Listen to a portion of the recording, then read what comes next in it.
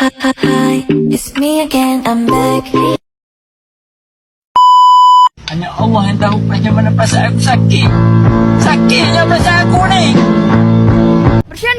Bercanda. Assalamualaikum warahmatullahi wabarakatuh. Perkenalkan, saya Nur Aida Intan Fatmala dengan akhiran NIM 2041. Saya mahasiswi dari Program Studi Administrasi Keuangan, Fakultas Ekonomi dan Bisnis Universitas Jember.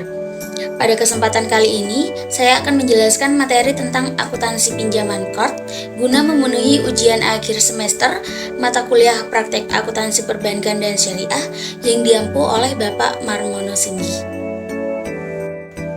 Pinjaman kort. Kort berarti menyerahkan harta kepada orang yang menggunakannya untuk dikembalikan gantinya pada suatu saat. Kort ini merupakan transaksi yang diperbolehkan oleh syariah dengan menggunakan skema pinjam-meminjam. Akad pinjaman kort. Akad kort merupakan akad yang memfasilitasi transaksi peminjaman sejumlah dana tanpa adanya pembebanan bunga atas dana yang dipinjam oleh seorang nasabah. Akad kort dalam lembaga keuangan syariah itu terdiri dari dua macam. Yang pertama, ada akad kort yang berdiri sendiri untuk tujuan sosial semata.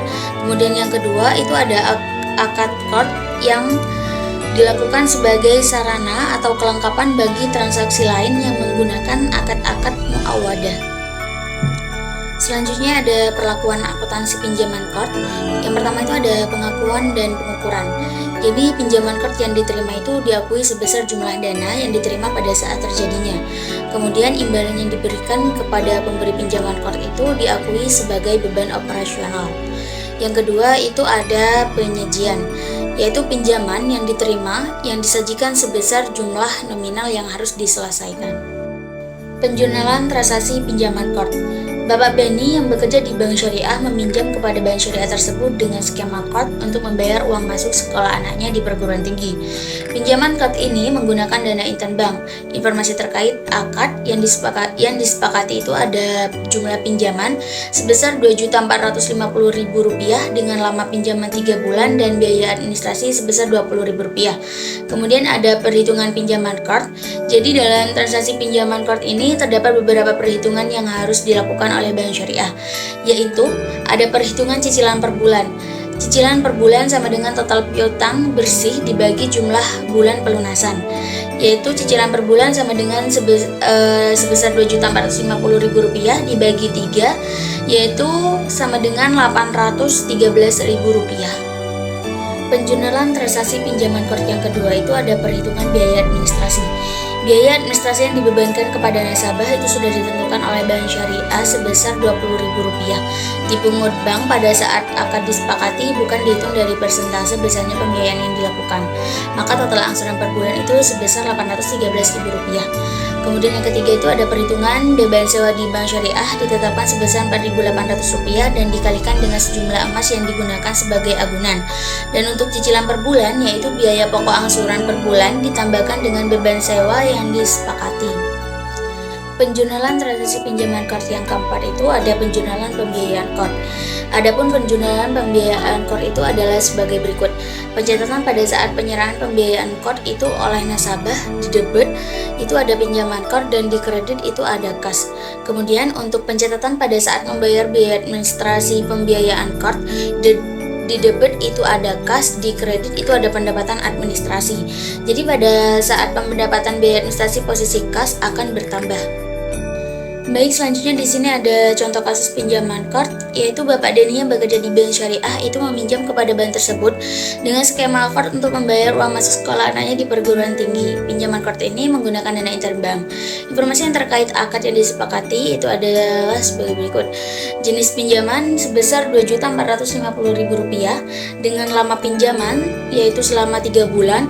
Kemudian untuk biaya administrasinya sebesar Rp20.000 dan biaya pokok angsuran per bulannya itu sebesar Rp813.000. Berikut jurnal-jurnal yang dibuat oleh Bank Syariah dalam rangka realisasi pembiayaan kepada Bapak Beni. Jadi pada tanggal 1 September 2000 itu diserahkan dana kort kepada Bapak Beni sebesar Rp2.450.000. Untuk jurnalnya itu ada pinjaman kort masuk di debit sebesar Rp2.450.000 dan kas itu masuk di kredit sebesar Rp2.450.000. Kemudian pada tanggal 1 September 2000X itu membayar biaya administrasi sebesar Rp20.000. Untuk jurnalnya itu kas masuk di debit sebesar Rp20.000 dan pendapatan administrasi itu masuk di kredit sebesar Rp20.000. Pada tanggal 1 September 2000X itu diserahkan biaya materai sebesar Rp8.000. Untuk jurnalnya itu kas masuk di debit sebesar Rp8.000. Pada pendapatan biaya materai itu masuk di kredit sebesar Rp8.000. Kemudian pada tanggal 1 Oktober 2000X itu diserahkan biaya sewa bulan pertama itu sebesar Rp24.000. Untuk jurnalnya itu kas masuk di debit sebesar Rp24.000. Pada beban sewa masuk di kredit sebesar Rp20.000. Kemudian pada 1 Oktober 2000X itu Bapak Benny membayar angsuran 1 bulan sebesar Rp813.000. Untuk jurnalnya itu kas masuk di debit sebesar Rp813.000. Pada pinjaman kort masuk di kredit sebesar Rp813.000. Pada saat penerimaan imbalan dan angsuran kedua dari Bapak Benny, yaitu kas masuk di debit sebesar Rp837. Pada pinjaman kort masuk di kredit sebesar Rp813.000 dan pendapatan operasi lainnya di kredit sebesar Rp24.000. Kemudian pada saat penerimaan imbalan dan angsuran ketiga dari Bapak Benny itu sama, yaitu kas masuk di debit sebesar Rp837.000.